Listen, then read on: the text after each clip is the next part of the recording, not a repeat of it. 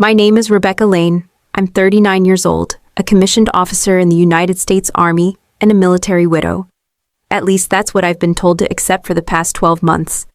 On the day that was meant to honor the life of my husband, Captain David Lane, I wore my dress uniform, the one I hadn't touched since the folded flag was handed to me. My boots echoed on the stone floor of the hall where the memorial was held, a clean, somber room inside the Arlington War Memorial Center. The air carried rosemary and varnish and sorrow that wouldn't speak its name. I stepped forward, hand resting on a wreath of white lilies. They'd placed a blank plaque on the easel, no photo, no confirmed body, just a name, Captain David Lane, MIA, presumed KIA. I heard him before I saw him. Stop living in the past. The words came sharp, slicing through the hushed room like shrapnel. I turned slightly. My father stood in the aisle, back straight, voice louder than respect allowed. He wore his polished shoes, navy tie, and that same dismissive look he gave me at David's funeral 12 months ago. This family can't keep drowning in your grief, Rebecca, he said. He's gone. Let him go. Every eye turned. My daughter gripped my sleeve. My hands didn't tremble, but my throat closed. I said nothing. Silence is sometimes the loudest resistance. I bent slightly, placing the wreath at the foot of the plaque. I whispered, not for him, but for me. I still believe you're out there. Just then, from the rear of the hall, I heard a stir. A nurse wheeled in a young woman, barely 20, thin, with bandages on both wrists, and a stitched-up bruise across her temple. Her uniform sleeves were rolled up, fourth line trailing behind her wheelchair. She looked dazed at first, then locked eyes with me across the crowded room. My breath caught. The room stilled. The girl opened her mouth. Her voice was hoarse, like she hadn't spoken in days. But every word landed like a grenade. Ma'am, your husband is still alive. No one moved. Not even the priest standing by the altar knew what to do. The young woman blinked slowly, like the light hurt her eyes. The nurse pushed her forward until she was right beside the podium, facing me. I was rescued last week, she said, voice shaking. We were ambushed. A convoy extraction gone wrong. I thought I was going to die out there. I stepped closer. Who told you to come here? Her lips quivered. Your husband saved me. His name was David Lane. He carried me through mud and fire. He was shot protecting us. But he was alive when they dragged him away. I couldn't breathe. My hands tightened into fists at my sides. Someone in the front row gasped. A lieutenant colonel rose from his seat, walking toward the young woman, then stopped short like he had seen a ghost. What did you say to him? I asked her. She looked at me again, her eyes wide. He told me, tell Rebecca I'm still fighting. Tell her not to stop looking. The room erupted. Some people shouted. My cousin dropped her wine glass. A chaplain crossed himself. Officers stood, unsure whether to intervene or salute. Behind me, I heard my father's voice crack. She's confused, he said sharply. She's just been through trauma. But I turned. For the first time in a year, I turned and stared him in the eyes. Is she? I said quietly. He didn't answer. The girl reached into her pocket and handed me a dog tag. Dirty, scratched, but unmistakable. David's name, David's blood type, still warm from being held. I nearly fell to my knees, but I didn't. I stood tall, because in that moment, I knew the truth was crawling its way back to the surface, and someone, somewhere, had tried very hard to bury it. I stared down at the dog tag in my palm. It wasn't new. It had bite marks near the edge, the kind David used to make when he was thinking too hard. It was real, no question. Yet around me, the room began to fracture. Two officers whispered to each other in panic. A woman pulled out her phone and began recording. A man near the exit stormed out, cell pressed to his ear, whispering into the noise. But I stood there, still as stone. I hadn't cried when they declared him missing. I didn't scream when the memorial orders were sent. I didn't beg when my own family said, let him go. But now I didn't have to beg anymore. My daughter Maddie came to my side. She was 12, her hand still smaller than mine, but her voice clear. Is Dad alive? I knelt. I don't know yet, baby, but someone's been lying to us. Behind us, I heard a whisper, not from the crowd, from my father. She's making this up, he said. This girl, she's just looking for attention. I stood, turned slowly. His face had changed. Not confusion, not grief, fear. I knew that look. My father was never afraid of grief, but he feared exposure. In that moment, I saw it. He wasn't surprised David might be alive. He was surprised someone had said it out loud. My father had always spoken in absolutes. The past is the past. Move forward or get left behind. But now his words came back to haunt him. I walked past him without another word. The young soldier in the wheelchair had tears in her eyes. "You did the right thing," I said to her. "I didn't want to come," she whispered. "But he saved me. He told me you'd understand." I nodded. She added, almost inaudibly, "They're watching me now. Be careful." My stomach turned. I knew what she meant. The past wasn't behind us. It was buried, alive and breathing, under layers of silence, lies, and official signatures. And I had just cracked the ground wide open. The memorial ended in chaos, but what came after was worse. Inside the restricted lounge behind the main hall, meant for family and senior officers, tension vibrated through the air like a live wire. Maddie sat beside me on a low velvet bench, her eyes fixed on the floor. She hadn't spoken a word since the girl in the wheelchair left. My mother was the first to break the silence. "Rebecca," she said quietly, smoothing her already perfect blouse. "This has gone far enough." I turned my head toward her. Her lips were tight, the kind of tight that comes from a lifetime of pretending everything is fine. "Mom," I said softly. "You saw her. You heard her." She didn't meet my gaze. "I heard a girl in shock. I saw a room full of people you humiliated." "Humiliated?" I echoed. Before she could answer, my father stepped forward, fast and forceful. "You're spiraling," he said. "You're letting fantasy take over again. What happened out there? What she said? It's not reliable." My voice stayed calm. "She had his dog tag. He didn't flinch. You think you're the first person who's clung to false hope?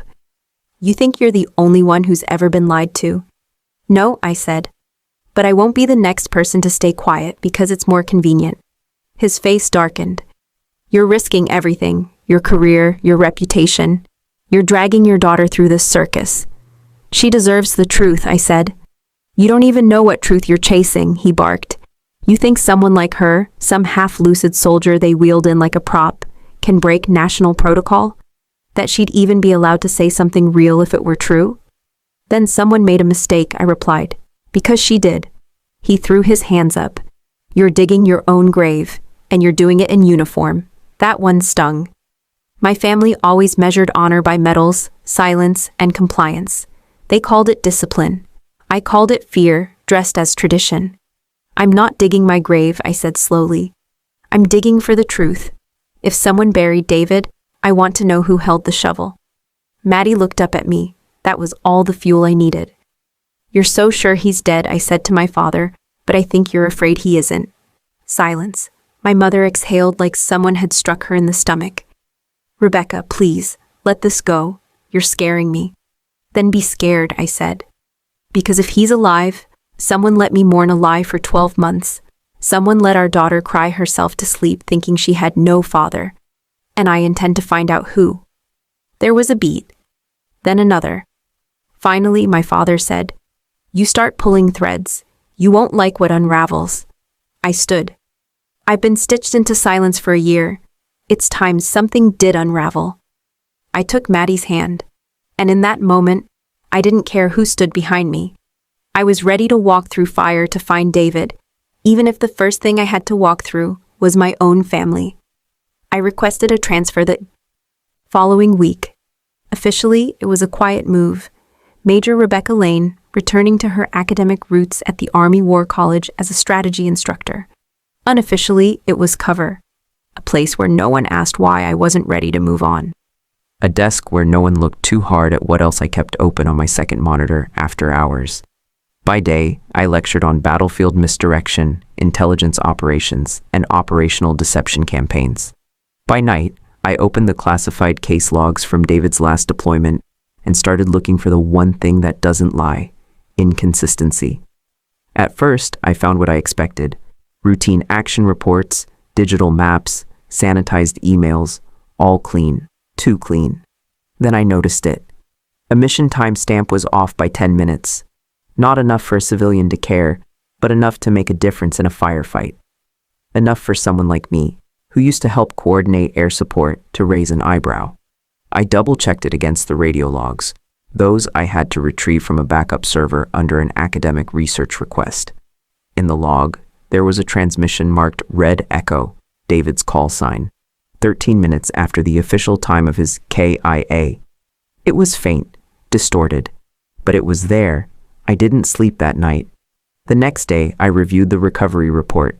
The body was never recovered whole, just remains believed to be David's, tagged by dog tag and uniform scrap. But that's standard in war zones. What wasn't standard? The report had a missing page. I requested it from archives. They told me there was no missing page. What you received is the full file, the captain on the other end told me, too quickly.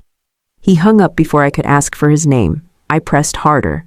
I pulled up David's personnel file, expecting to see a freeze date, the day his file was locked after his presumed death. But the freeze was dated 2 weeks after the memorial. That made no sense. And then came the email.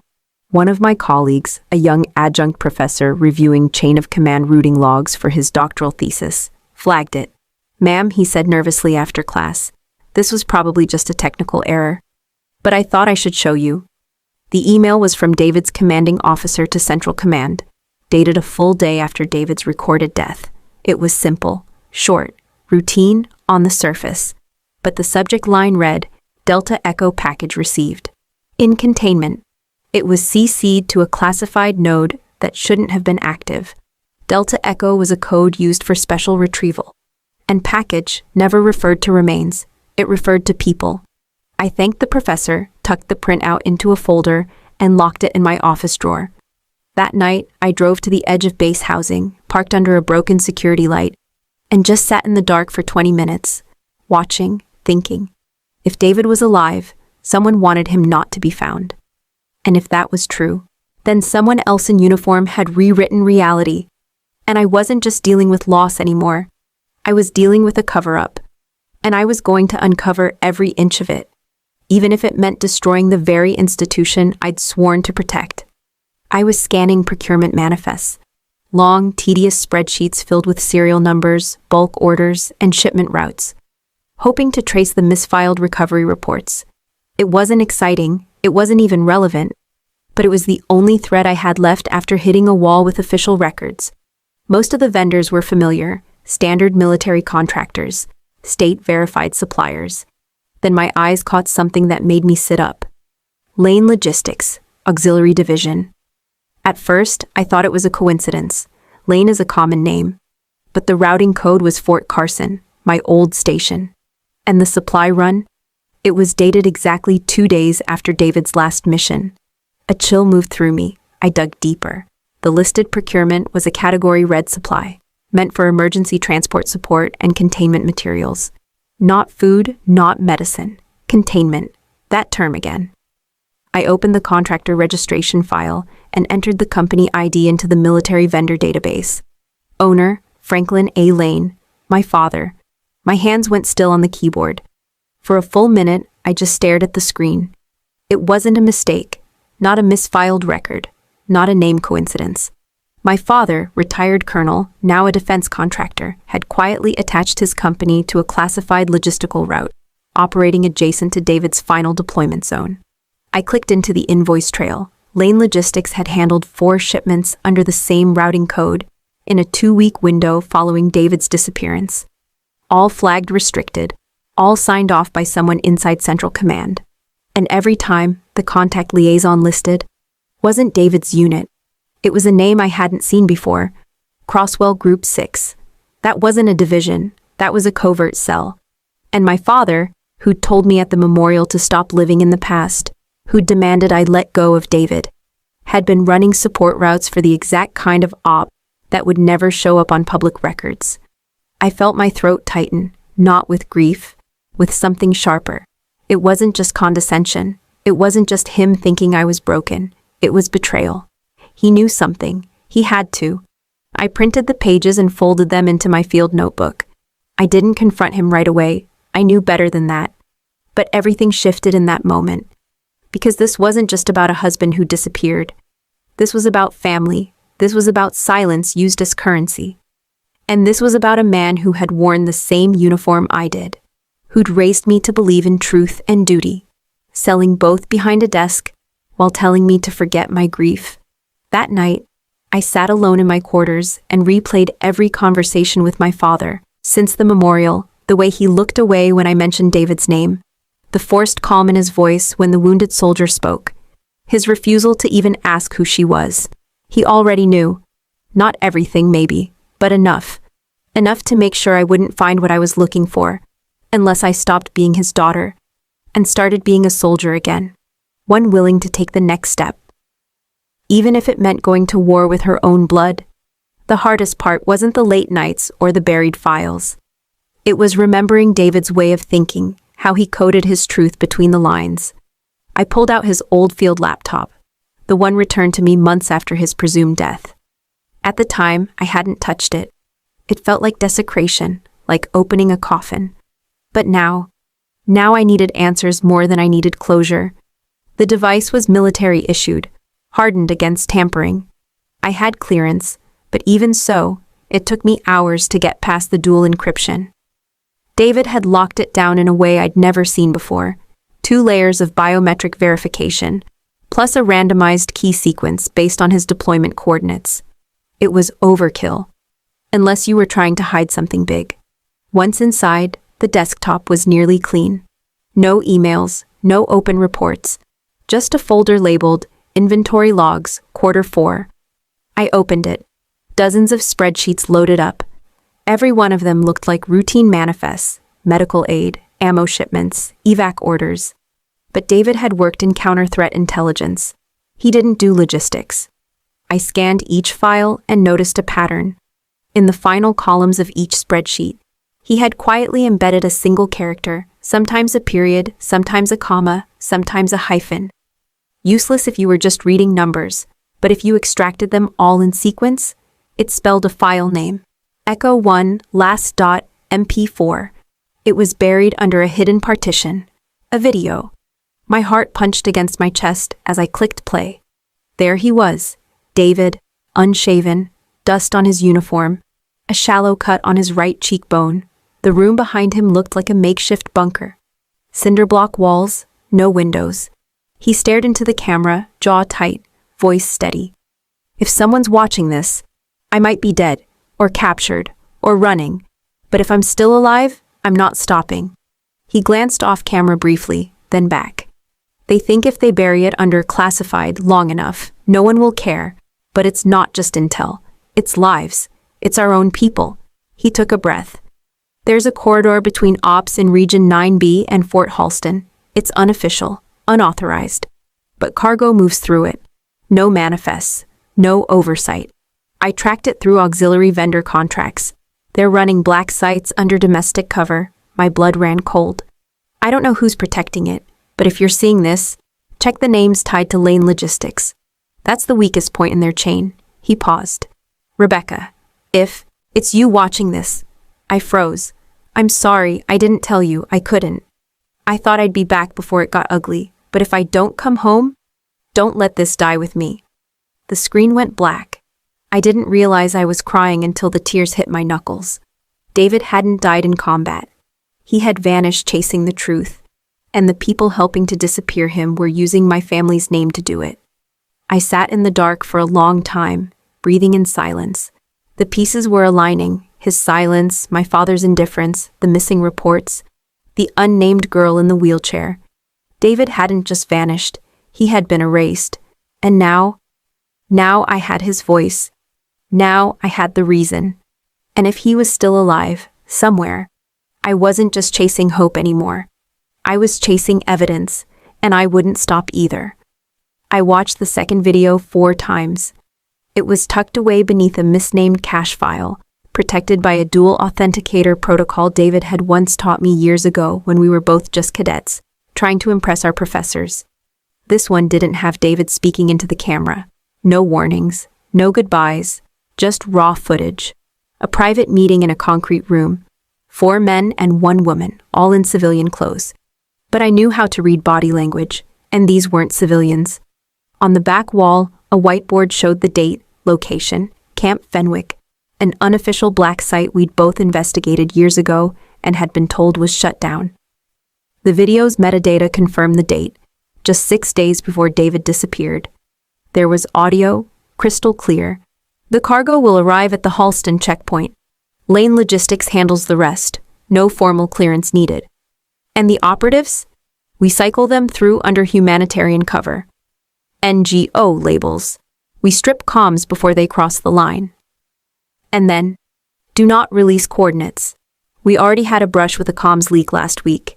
If it happens again. I paused the video. In the bottom corner of the frame, a printed briefing packet lay open, just visible enough to reveal a deployment roster. I zoomed in. My stomach twisted. Unit names, call signs, live GPS coordinates. And at the top printed in red, active, do not duplicate. David had captured a national security breach. A real one.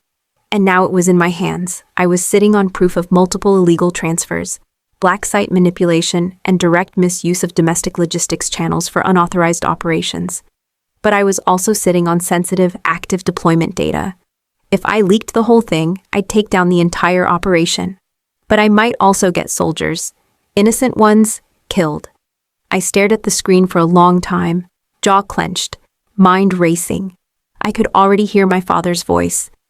You've never understood how this world works. You think justice is simple. But justice wasn't what I was after, not entirely. Truth was, and the truth had to protect, more than it exposed. So I opened a secure machine, air-gapped. No remote access. I clipped the video. I blurred the section that revealed coordinates. Then, in a separate report, I detailed every other factual element. Location, participants, language used, timing, anomalies, procurement chain. And I signed it anonymously, not through my station, not through command. I submitted it straight to the Office of the Inspector General with a single line.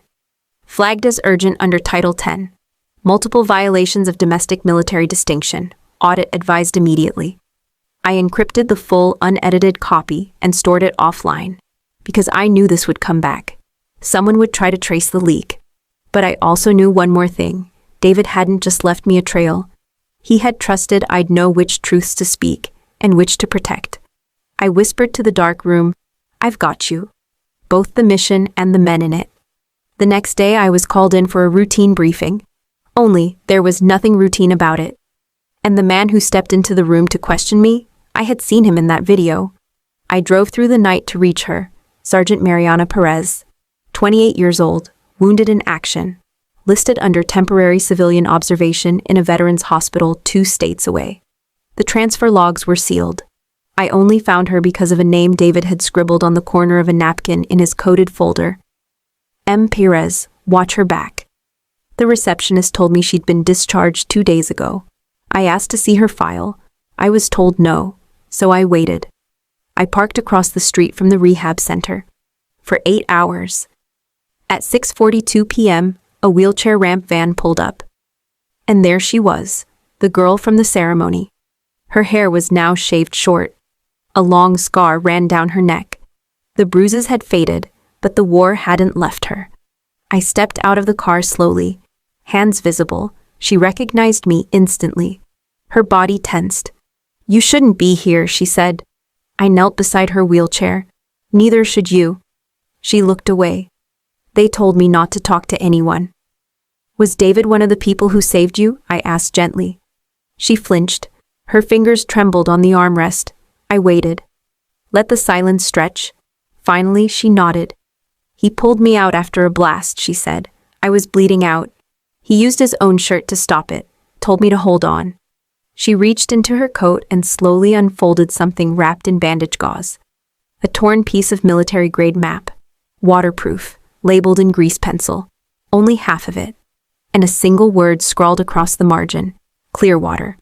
I took it with both hands. My throat tightened. Where's the rest? He kept it, she said. Told me if anything happened to give this to his wife. He said, you were the only one he trusted. Something inside me cracked open. I looked her straight in the eye. Did he say where he was going? number, but he said he wasn't done. And he said he'd be watching the Northern Path, whatever that means. I knew what it meant. Clearwater was an old code name David and I used back in our early intel days for compromised zones that pretended to be clear. False calm. Real threat underneath. If he wrote that word, it wasn't just a location, it was a warning. I folded the half map carefully and placed it in the inner pocket of my jacket. "You're not safe here," I said. "You're the last person who saw him alive, and now I've come looking." "I know," she whispered. "They moved me twice last week without explaining why." "Let me help," she shook her head. "You can't, but if you find him, tell him I didn't forget." I rose to leave, but before I could turn, she gripped my wrist. Her voice was low, urgent. "They think he's dead, Rebecca, but someone's lying. And someone's still looking for him, for the wrong reasons." I froze. "Why?" "Because he has proof that could bring down more than just your father." I looked at her one last time. She was scared, but she hadn't broken, and now I knew no one else was coming for David. If he was alive, if he was hiding, he was waiting for me, and I wouldn't fail him again. I hadn't seen Malik Reeves in 5 years, not since he walked away from Fort Bragg with a discharge paper in one hand and a shoulder full of shrapnel in the other. We'd served together in SIGINT, Signals Intelligence.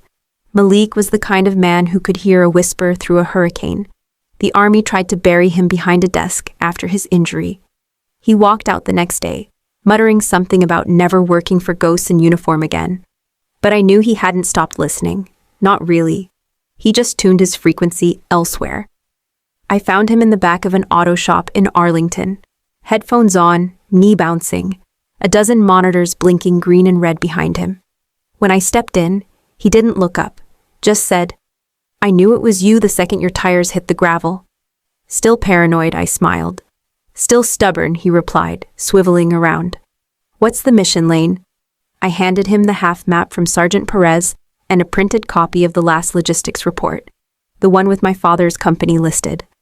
Malik studied them both, then leaned back. "You're opening a door that doesn't close. I think someone's holding David at a site that's not on the official books," I said quietly. "I need to find it before they move him again. Or worse." He cracked his knuckles. "You still remember your login to the logistics operations interface?" "I remember my first password and every classified violation I ever logged." "Let's go." He handed me a keyboard. "Type it in. I'll cover our trail." We tapped into the Army's logistics backbone through an outdated procurement channel. One so dull, no one thought to guard it properly. From there, we filtered through black sites, personnel routing patterns, fuel manifests, and encrypted asset reports. Hours passed. The sun disappeared behind the blinds. Then Malik froze. "Found something. It's buried under a procurement audit folder for spare bolts. But it's encrypted with a CID override. Only Central Intelligence Division can generate those." "Can you break it?" I asked. He gave me a look. "Please." 10 minutes later, the screen flashed. A single line of metadata appeared. Source IP, encrypted node, region, West Africa. Status, active. Timestamp, 6 days ago. There was an attached tag, Camp Sable. The name chilled me. Camp Sable was a rumored detention site. Off the record, technically dissolved years ago. Located somewhere in the tri-border area, where Angola, Namibia, and Zambia brushed up against each other. Most people in the Pentagon wouldn't even say the name out loud. And yet here it was, pinging the logistics system with a fuel requisition code tied to a U.S. auxiliary vendor account. My father's company. "He's there," I whispered. Malik leaned forward. "No one gets out of Camp Sable without someone dying. You know that, right?" I nodded. "That's why I'm not asking for permission." He clicked a few keys and printed a single page with coordinates, timestamps, and a comms frequency. "Then this is your last breadcrumb. Don't contact me again after this. Not until it's over." I took the page and looked him in the eye. "Thank you. You were always the crazy one," he muttered. "But maybe that's what it takes." I walked out of the garage without looking back. Camp Sable had just gone from ghost story to destination, and if David was there, I was bringing him home, no matter who I had to go through. There was one more name I hadn't crossed off. Nathan Griggs. He used to work as a civilian data integration specialist for Lane Logistics, my father's company. Quiet, smart, the kind of man who kept his head down, his badge clean, and his loyalty flexible. He'd vanished from the company directory 6 months ago, right after the quarter David disappeared. I found him working graveyard shifts in a regional server maintenance center just outside Norfolk. It was the kind of job that didn't require questions or eye contact, perfect for someone who wanted to disappear without leaving the country. I waited outside the building in the early morning haze until he emerged, duffel slung over his shoulder, hoodie pulled tight over his ears. "Mr. Griggs," I called. He froze. Slowly, he turned. His eyes narrowed. "You shouldn't be here." "I know," I said, stepping forward. "But you worked for my father. You managed the encrypted transfers for internal communications. I need to ask you something." He laughed once, dry and bitter. "You think I still talk to anyone from that building? After what they did?" I didn't push. I just reached into my coat pocket and pulled out a photo of David. It wasn't an official portrait. It was one I'd taken on a hike, the week before his last deployment. He was laughing, eyes crinkled at the corners, hand mid-reach for my camera.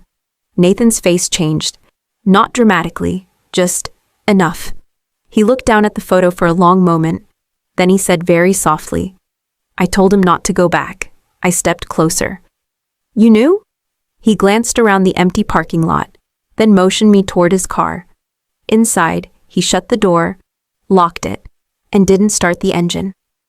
"I was asked to scrub all references to Operation Kingswell," he said, voice low. "Not just from the military logistics side, but from internal private contracts, movement manifests, fuel drops, medical supply coding. But David Lane? He flagged the inconsistencies before the wipe was complete. He sent me a trace packet, told me if anything happened to him, I should keep a copy somewhere off-grid. I held my breath. "Did you?" He reached into his glove compartment and pulled out a small black USB stick. No label, no markings, cold and light in his fingers. "I shouldn't be giving you this," he said, "but when I saw the Pentagon silence your memorial request last year, I knew something was rotten." I took the drive from him carefully. What's on it? Partial packet logs, GPS telemetry, a few ghost entries from an airstrip in Ghana, entries that shouldn't exist. Plus, he hesitated. A voice file. I didn't listen. I didn't want to know. "Why now?" I asked. He looked out the windshield. "Because I'm tired of pretending ghosts don't leave footprints." As I stepped out of the car, he stopped me with one final warning. "Be careful. Your father isn't the only one who wanted this buried. And if you think you're only up against one man, Rebecca, you're already losing." I nodded, closed the door, and walked away. The USB felt like it weighed 10 pounds in my coat pocket. Later that night, I plugged it into a clean terminal, and what I found confirmed what I feared most. David had uncovered something massive. Something connected to private contractors, foreign interests, and off-book operations buried so deep, even the official logs had been rewritten. But what chilled me most wasn't the data. It was the final audio file. His voice, steady, controlled. "If you're hearing this, I didn't disappear. I was erased, and whoever did it is still in the room. And now, so was I." I filed the report at 2:03 a.m. The USB was encrypted, so I included a transcript of what I'd seen. Redacted enough not to compromise lives, but detailed enough to set off alarms. GPS coordinates, off-book contractors, communication discrepancies between Army Logistics and Lane Logistics Auxiliary Division. A direct connection to Camp Sable. I sent it to the Office of the Inspector General, with a blind copy to the FBI's Military Corruption Task Force. And then I waited. For 42 hours, I heard nothing. Then came the knock. Not on my front door, on my office door, at the War College, where I'd spent the past year lecturing on asymmetric warfare and ethical command structures. Colonel Atkins walked in. He didn't sit. "We've received reports of unsanctioned data transfers initiated under your credentials, Major Lane." I didn't blink. "Then I'm glad they were received." He looked at me, mouth tight. "You've been placed under administrative review, effective immediately. Your access credentials are revoked. Please collect your things and exit the premises by 1600 hours, I could have argued. Thrown my rank around. I didn't. I simply nodded, opened my drawer, and placed my few belongings. Photos of David, a copy of Clausewitz, and a small compass he once gave me, into my bag. No salute, no words. I stepped outside as the wind picked up across the training fields. Cadets were mid-drill.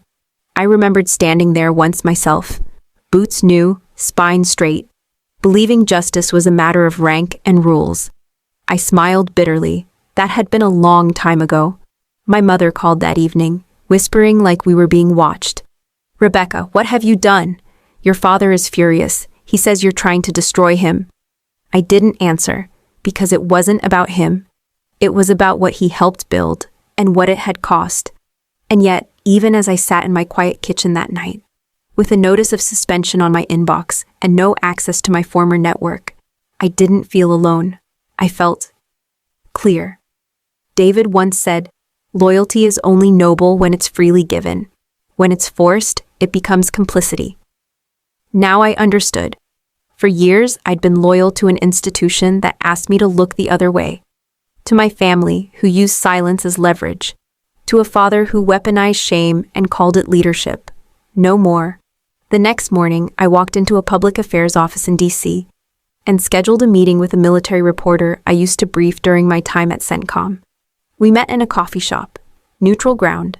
I didn't tell him everything. I didn't need to. Just enough to make it impossible to bury. Enough to get Camp Sable on someone's radar. Enough to raise eyebrows at Lane Logistics. "You sure you want this out there?" he asked. "This could get ugly." I looked him in the eye. "It's already ugly. The difference is, now it's visible." As I walked out, the weight of my badge, now deactivated, still pressed into my pocket. They thought suspending me would make me disappear. They didn't realize I'd already been invisible for a year. A widow, a ghost, a problem to be ignored. Now I was a witness. And I wasn't done speaking. I filed the motion under the Whistleblower Protection Enhancement Act, Section 115. It took 3 weeks, 2 legal consultations, and the last shred of my military reputation to push it through.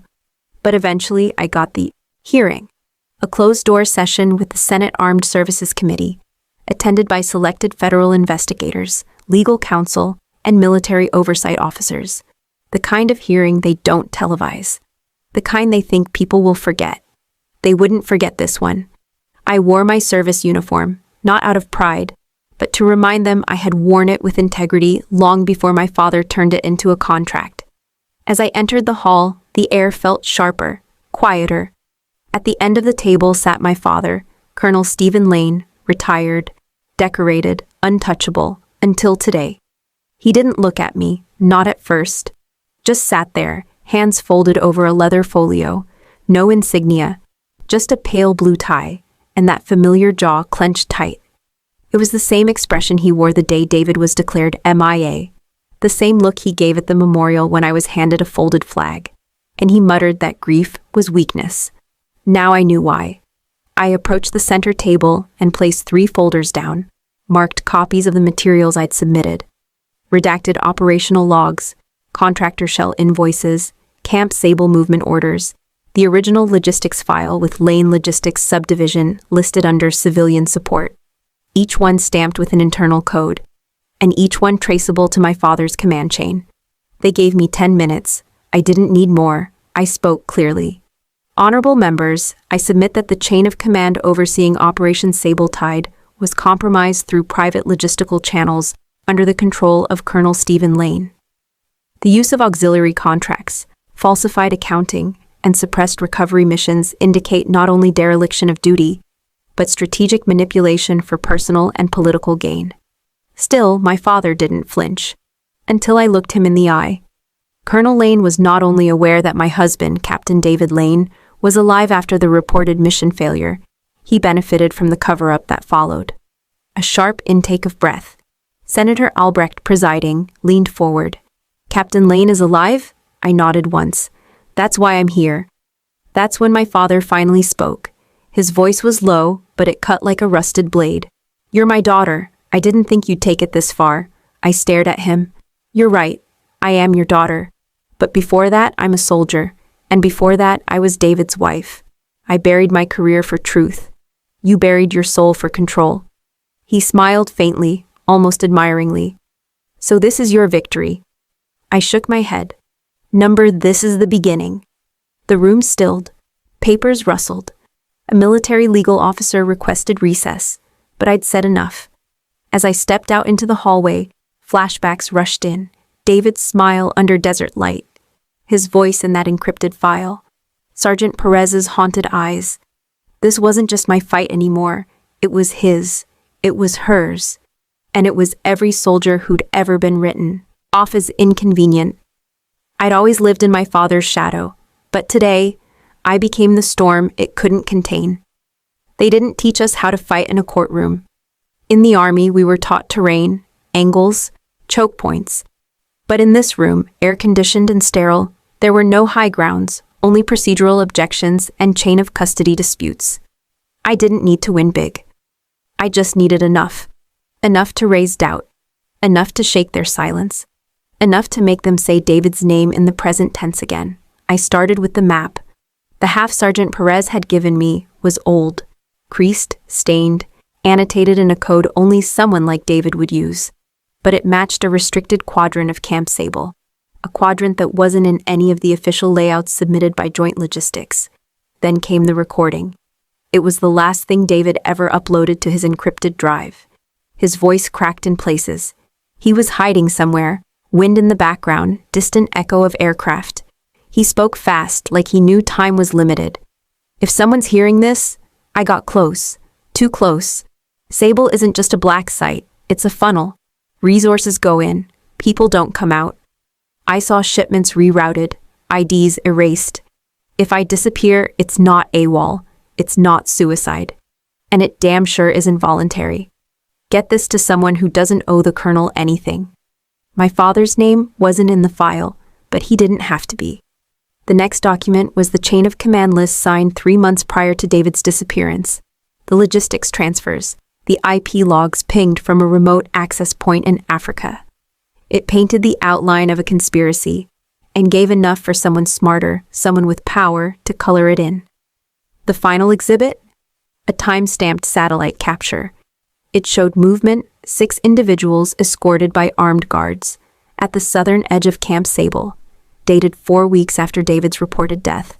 One of them matched his biometric profile within a 92.3% confidence threshold. The courtroom didn't erupt like they do in movies. There was no gasp, no dropped briefcase, just silence. Then a voice, low, uncertain, from one of the Army legal counsels. This implies Captain Lane is still alive." I didn't flinch. "He is. You've all just been looking away long enough to convince yourselves he's not." There were murmurs, a motion to review the evidence in chambers. Deliberations were requested. I sat there, alone at my table, the folders now half empty. I didn't feel triumphant. I felt tired. This wasn't a battlefield, but it required just as much endurance, just as much courage. The only difference. On the battlefield, people bled where you could see it. Here, the wounds were quiet, slow, invisible. I didn't expect an apology from my father. I didn't expect a medal either. All I wanted was movement, legal, tactical, honest. And finally, I got it. They ruled to reopen David's case. His status was changed from KIA to missing presumed detained. That one line, it shifted everything. Because once the door opens, it can't be shut again without someone answering for what's behind it. I wasn't looking for glory. I was looking for truth. And now it was no longer mine alone to carry. The hearing had paused for deliberation. I sat there, still and silent. In that government-issued chair, the folders closed in front of me. Nothing else to submit. Nothing else to prove, for now. Then the doors opened. Not dramatically, not with any announcement. But the atmosphere shifted like a weather front. A woman entered, early 50s, sharp gray suit, UN badge clipped at her collar. I'd seen that insignia before. Humanitarian Coalition Task Force, East Africa Division. She approached the bench, handed a sealed document to the presiding judge, and then turned toward me. "Colonel Rebecca Lane?" she asked. I rose. She gave a slight nod and extended another file. This one marked immediate release, humanitarian debrief. This came through our Nairobi channel less than an hour ago. We were told to deliver it to you directly. My hands trembled as I took it. Not from nerves, my hands don't shake in public, but from something deeper. A fracture opening under the weight of hope I hadn't allowed myself to carry. I broke the seal. 3 pages, a satellite photo, a typed memo, and a name, David Lane, my brother. Not a memory, not a file. Not a theoretical trace in a black site manifest. Alive. He'd been found. The report read like fiction. An unauthorized militia compound had been breached during a joint humanitarian medical convoy operation in an ungoverned sector of the Sahel. 7 detainees were extracted, some held for months, others for years. One had identified himself weakly as Captain David Lane, U.S. Army. The attending medics didn't recognize the name, but one of the American aid workers, an older man who'd once served at Fort Bragg, did. Your brother, the woman said gently, is on a flight to Ramstein right now. He's dehydrated, he's lost weight, but he's lucid. He asked for you by name. I couldn't speak, not at first. The courtroom had gone quiet again, eyes turning toward me like they were waiting for a cue, a next move, a command. But I was no longer a soldier in that moment. I was a sister. I let the weight of it settle. He was alive. And now, everyone knew. The judge tapped the bench.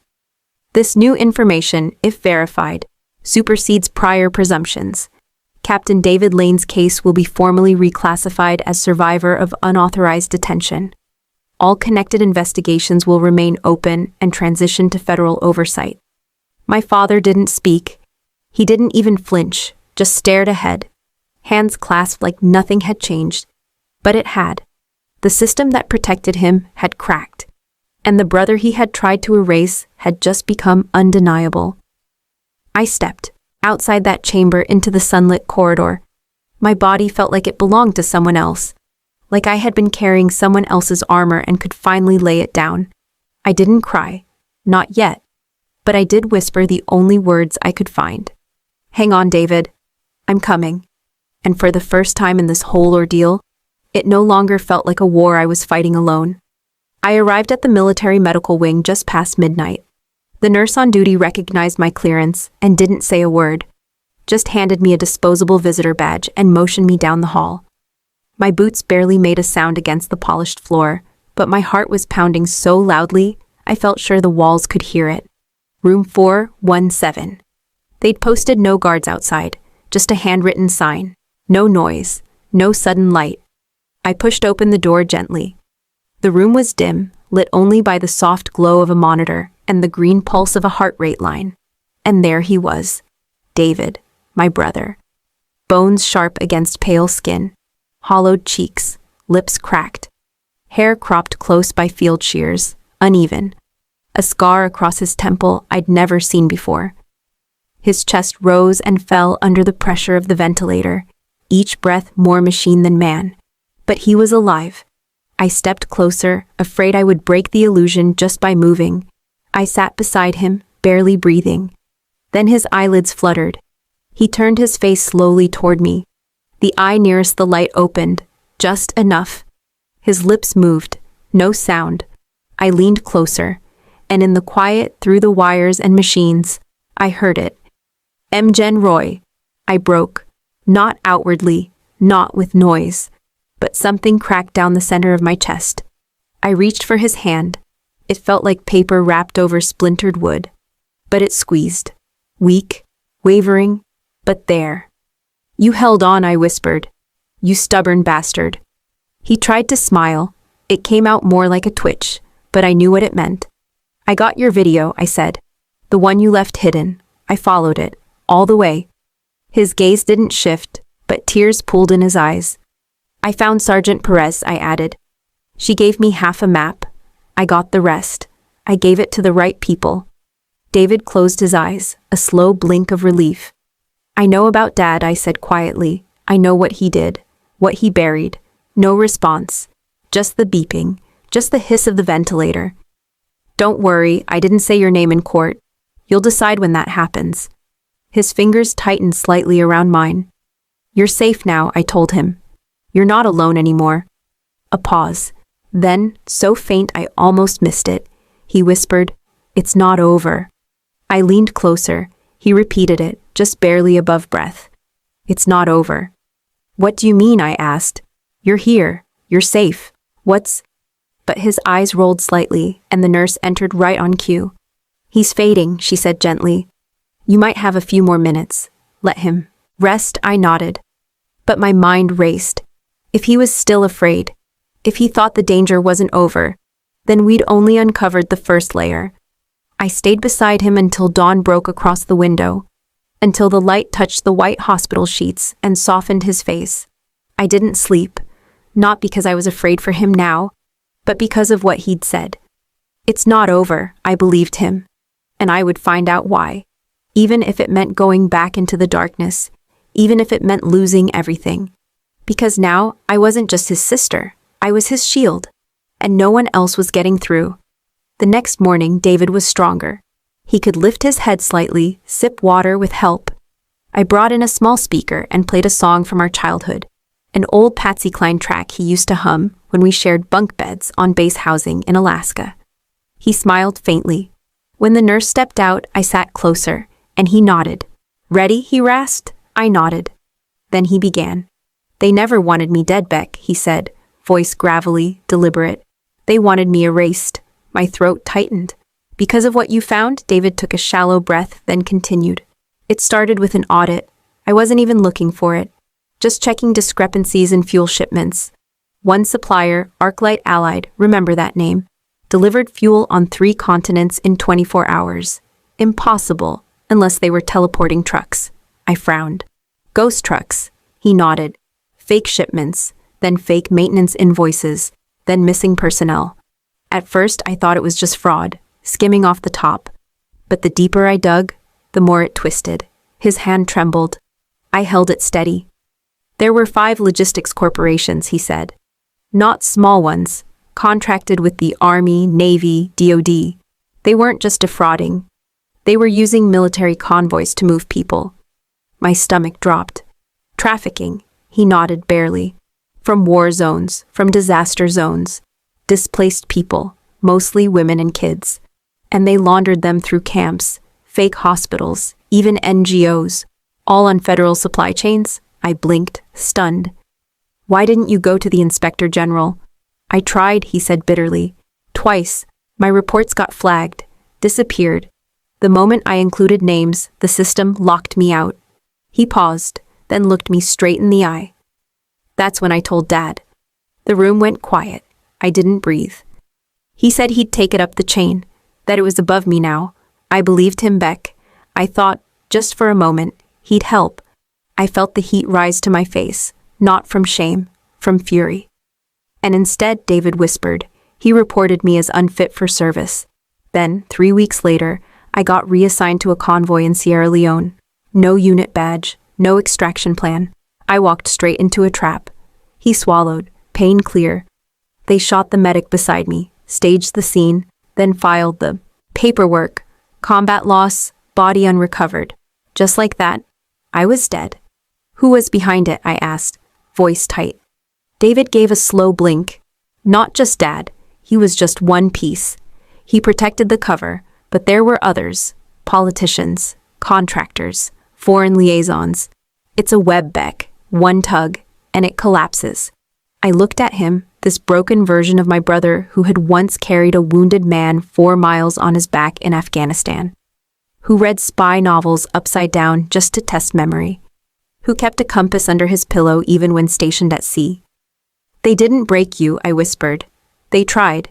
But you're here," he smiled faintly. "I'm not done. Neither was I." This wasn't just about clearing his name anymore. It was about exposing the machine that tried to erase him. "I filed my report," I told him. "Redacted names, but the truth is moving." "Good," he said. "But be ready. Once the names come out." "I'll be ready," I said firmly. "This doesn't end in a hospital room. It ends in court." David's voice dropped. "Or in fire." I squeezed his hand, then let it burn. The storm didn't pass just because we were in the same room again. If anything, the air felt heavier now. With every truth David revealed, I could feel the shadows growing behind me, stretching long across corridors I hadn't walked yet. After he slept, I stepped out into the hallway. Military nurses passed with clipped steps. Somewhere down the corridor, a radio played a country song, like it didn't know the world was cracking open. I called Malik first. He didn't answer. I left a coded voicemail. Then I contacted Sergeant Perez. She picked up on the second ring. "He's alive," I said. A silence then. I always knew. "I need your help." Again. She didn't hesitate. "You'll have it." Back in David's room, I opened my notebook. Not the digital files, not the encrypted backups, just paper, pen, what we knew, what we could prove, what was still missing. I sketched a circle and wrote 5 names, 5 corporations David had linked to the trafficking operation. Arclight Allied, Polaris Systems, Calder Logistics, Greystone Bridge, and J-Vector International. Next to them, I wrote a list of senators and defense consultants tied to their boards. It read like a who's who of Washington and Langley insiders. At the center of the web, the phrase Camp Sable, and one thin arrow pointing back to my father. The first battle had been finding David. The next would be dragging the rest of this into the light. I heard the rustle of sheets behind me. David was awake again. "You're mapping it," he said. "Yes," I replied. "We're going to finish this." He tried to sit up. I gently helped him ease against the pillows. His eyes were tired, but the fire was there again. "They'll try to stop it. I'm counting on it." He gave a half laugh. "You were always the, stubborn one." "No," I said, closing the notebook. "I just stopped waiting for someone else to do the right thing." There was a knock on the door. A junior officer entered, nervous, mid-20s, uniform too crisp to have seen real mud. "Ma'am," he said to me, "there's a message from Fort Belvoir. They've requested your presence tomorrow." I didn't flinch. "What about him?" I asked, nodding toward David. "Medical transfer, Bethesda. They're calling it witness protection, but I think it's something else." I exchanged a look with my brother. "Tell them I'll be there," I said, "but I won't come alone." The officer hesitated, then nodded and left. David looked at me, voice low. "This isn't over." "No," I said, steady. "This is just the calm before it begins again." For a brief moment, we just sat in silence, 2 soldiers who'd once fought on opposite ends of a continent, now preparing for a war buried under protocol and red tape. But this war, it wouldn't be waged with weapons. It would be fought with records, with names, with sworn testimony and classified files finally brought into the sunlight. This time, we wouldn't be fighting to win a medal.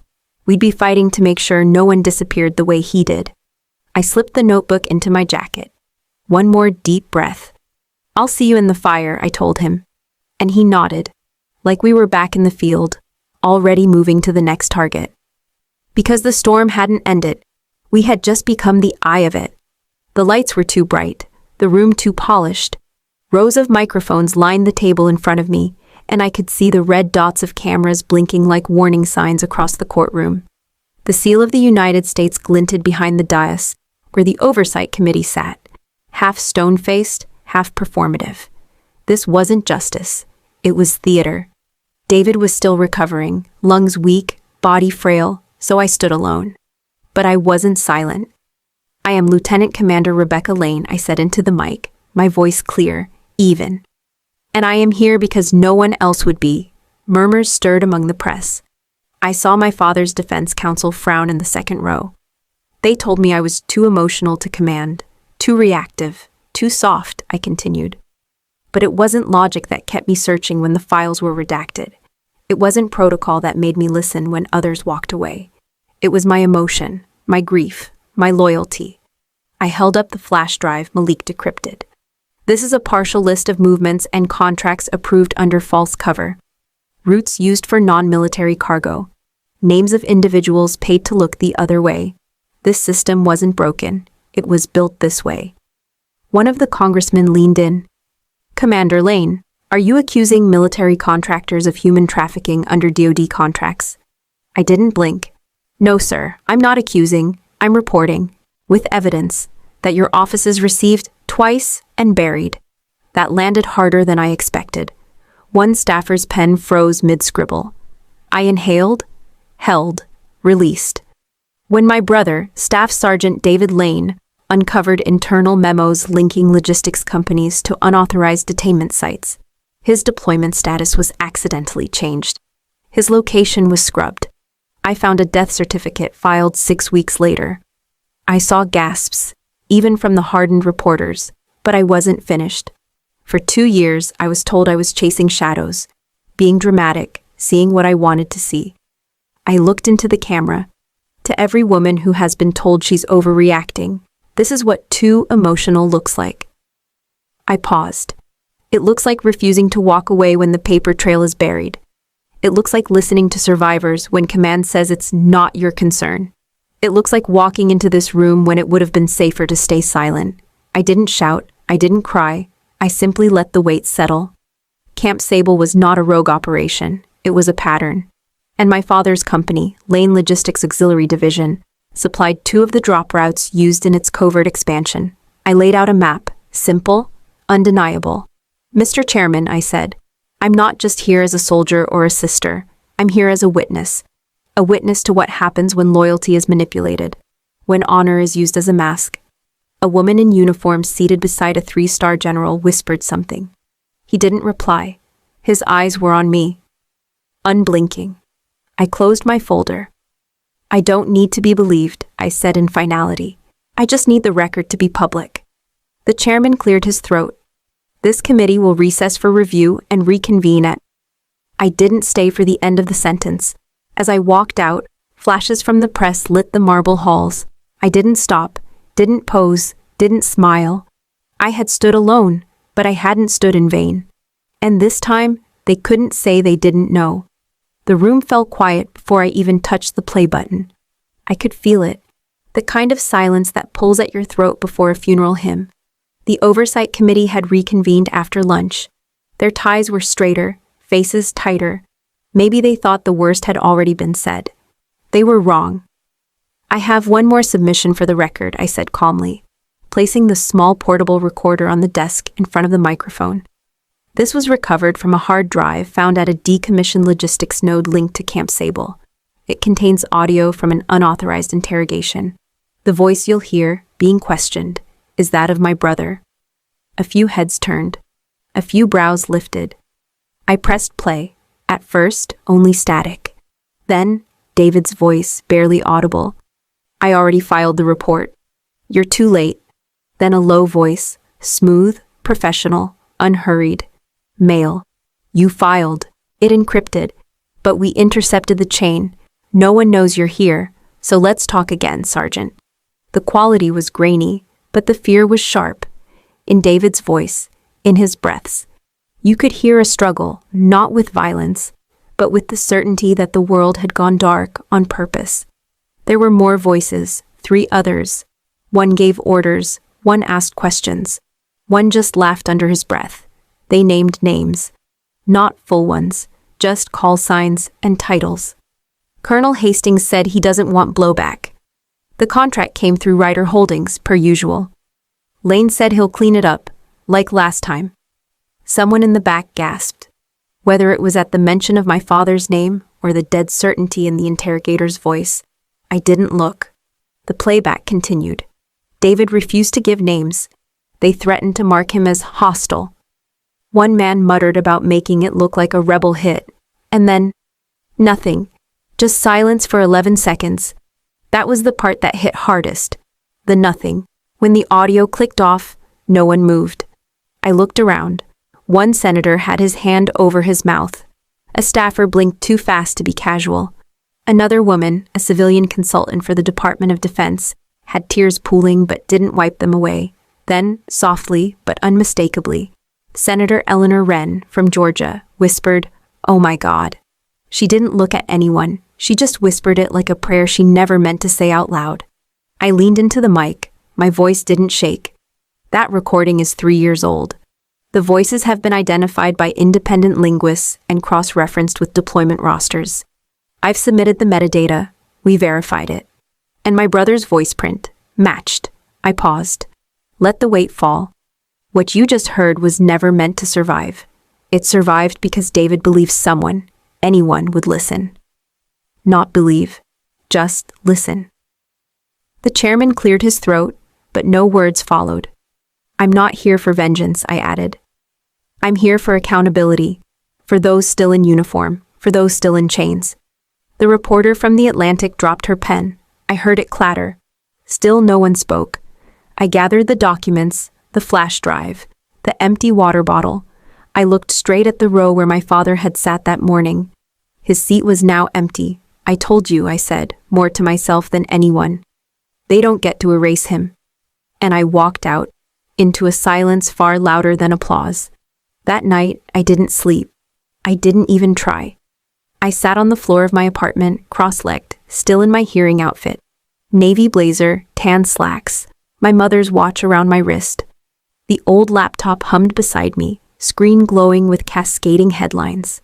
CNN, Fox News, Al Jazeera, BBC, Reuters, NPR. Even The Guardian had picked it up. Breaking, Lieutenant Commander Rebecca Lane exposes Black Flag Network inside military logistics chain. U.S. officer uncovers human trafficking tied to defense contractors. Rebecca Lane and the secrets they buried. Every hour, another outlet joined the storm. By 2 a.m., Rebecca Lane was trending in over 30 countries. By dawn, major networks were rerunning clips of my testimony, side by side with archival footage of David, and still images of Camp Sable. Fox News had a banner, Whistleblower or Patriot, the woman behind the wire. CNN called it, From Loyalty to Law, a Soldier's Stand. But what moved me most weren't the headlines. It was the messages that poured in. A retired Army nurse from Mississippi wrote, I served 28 years. I always knew there were shadows in the system. Thank you for turning on a light. A mother from Nevada whose son went missing on deployment messaged, They told us he went rogue. Now I wonder if he just saw too much. Thank you, Rebecca. Thank you for standing up. And then, an anonymous comment, buried on a quiet military forum. I knew David. I thought he was dead. She brought him back. They owe her everything. I scrolled and scrolled. The faces I'd seen across hearings and base halls suddenly had voices. Thousands of them. Contractors, veterans, family members, even current service members using throwaway accounts. Some cried, some raged, some asked how they could help. A radio station in San Diego read excerpts of my statement live, uninterrupted. A former Navy JAG on MSNBC said, This could be the most explosive testimony involving private military contractors in the last 20 years. By morning, an emergency oversight panel had been scheduled. DOJ issued a preliminary inquiry into all 5 corporations named in David's original encrypted report. The Secretary of the Army issued a one-line statement. We take these allegations seriously and will act accordingly. I knew that tone. It meant they were cornered and watching carefully. But amidst the chaos, something else happened, something quiet. A girl, maybe 16, sent me a video. She sat on her front porch, wearing a faded ROTC shirt. She said, They always said I was too soft to serve. But today, I watched you speak. And I realized maybe they were wrong. Maybe feeling something isn't weakness. Her voice cracked. She smiled anyway. Thank you, Commander. That broke me, not because I was proud, but because I understood exactly how that felt. The media frenzy wasn't about me, not really. It was about the people who'd waited years to be heard. People like that girl, like Sergeant Perez, like David. Like the families still waiting for a phone call that never came. The networks had their headlines. But the real headline? We were no longer ghosts in the machine. We had names, stories, and finally, someone had listened. My father was sentenced to 17 years in federal prison. There was no applause in the courtroom, no cameras, no catharsis, just the low hum of the air vents and the sound of the judge's gavel echoing against marble in history. He stood still as the sentence was read, not defiant, not remorseful, just still. Like he had been expecting it for decades. Like he'd prepared for this moment not with lawyers, but with armor made of pride and silence. When they asked if he had anything to say, he shook his head. I didn't speak either. Outside the courthouse, reporters waited. They wanted a soundbite, a headline, something fiery. I gave them only this: justice is not about vengeance, it's about accountability. Then I walked past them. I didn't feel victorious. I didn't feel anything, really. Not hate, not glee, not even relief. Just a kind of calm, like exhaling after holding your breath too long underwater. I knew what my father had done. I knew he'd hurt people, betrayed his oath, buried truth beneath rank and reputation. And I knew he had tried, until the very end, to keep control of the story. But that day, he didn't get the final word. I did. For years, my father manipulated systems and people to serve a version of order that benefited him. He once told me, when I was a cadet, "Structure wins wars, not emotion. Leave your softness at the door." But it wasn't emotion that had undone him. It was evidence. It was tenacity. It was the daughter he taught to stand straight, but never imagined would stand against him. That night, I visited the small grave marker at Arlington, not David's, because he was alive, but of my mother. She died when I was 17. He rarely spoke of her after, like mourning was inefficient. I knelt at her stone, whispered, "I'm sorry it took so long. But he can't hurt us anymore." The wind didn't answer, but I felt the silence shift. At home, I found the box my father once gave me when I graduated officer candidate school. Inside, his medal, a handwritten quote from Eisenhower, and a note, "Lead quietly, but lead." I stared at the handwriting for a long time, then I lit a match. I didn't burn the medal.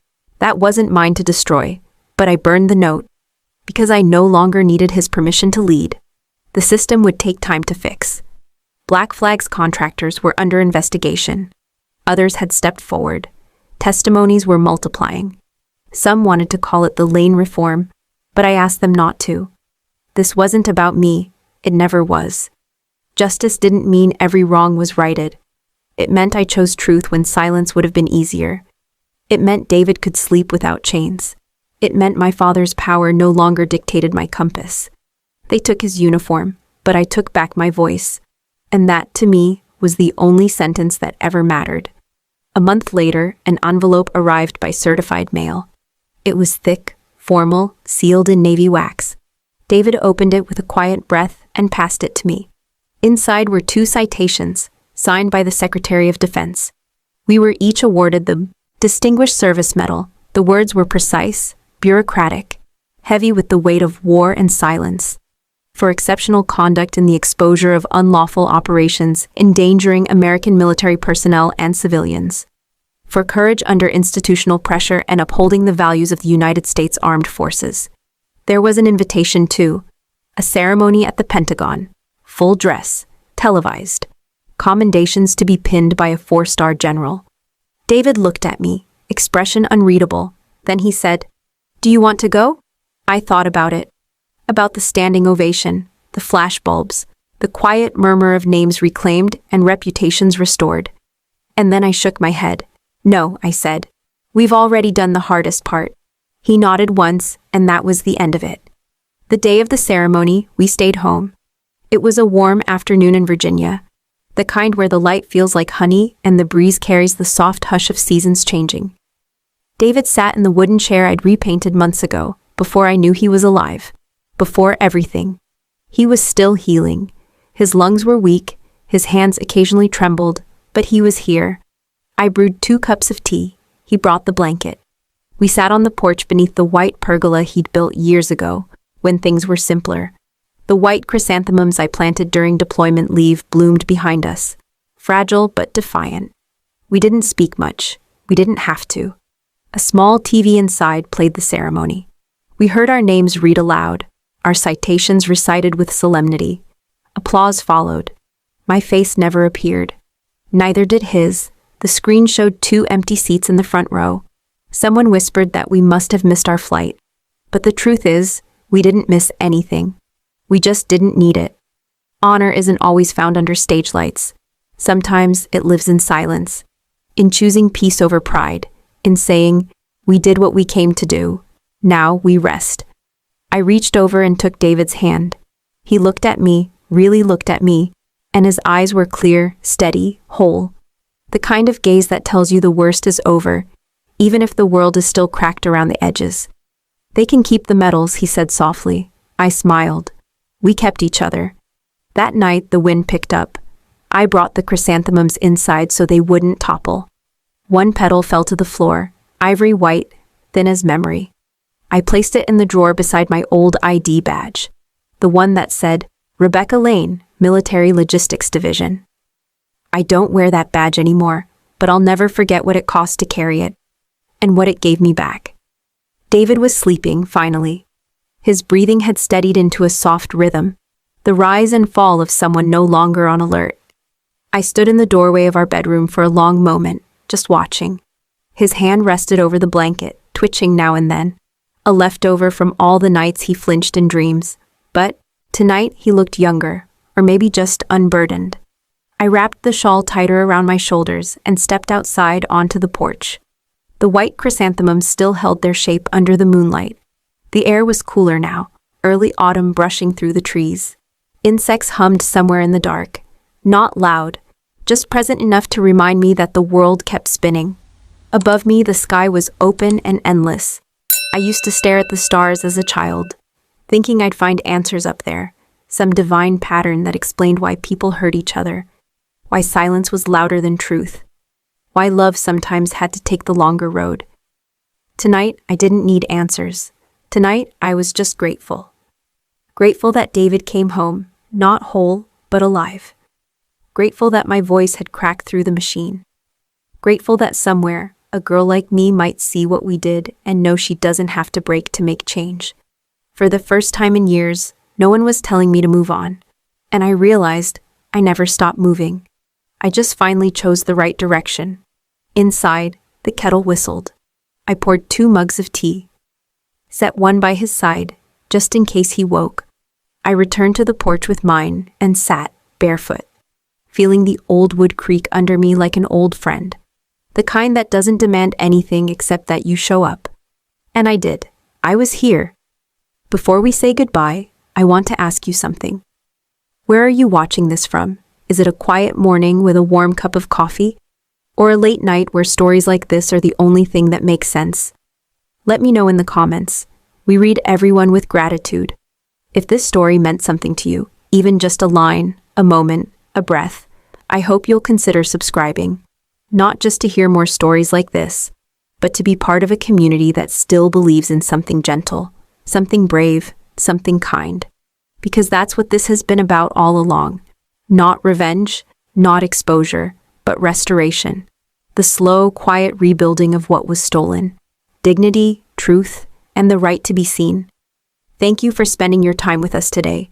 Wherever you are, I hope you carry this story with you. And remember, sometimes the miracle doesn't knock on your door. It waits quietly until you're ready to open your heart. Take care of yourself. We'll see you in the next story.